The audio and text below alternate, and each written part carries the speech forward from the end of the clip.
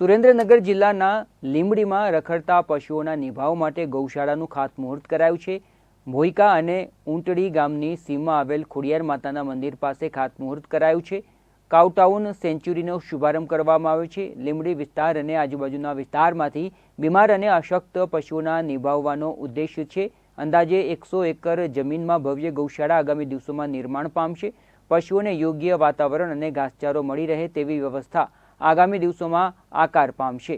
આ કાર્યક્રમ દરમિયાન પૂર્વ કેબિનેટ મંત્રી ભૂપેન્દ્રસિંહ ચુડાસમા, લીંબડીના ધારાસભ્ય રાણા ઉપસ્થિત રહ્યા હતા, તેમજ સંતો મહંતો ઉપસ્થિત રહી અને આશીર્વચન પાઠવ્યા છે।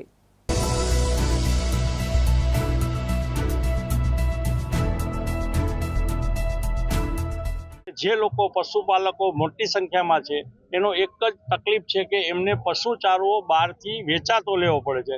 પશુપાલન વેચાતા ચારા ઉપર શક્ય જ નથી, એટલે અહીંયા જમીનો લઈ અને ચારામાં અમે સ્વાવલંબી બનીએ તો આ ગૌપાલન સરળતાથી પોસાય અને કોઈ પાસે દાનનો હાથ લંબાવવો ન પડે, એની આ એક વ્યવસ્થા છે।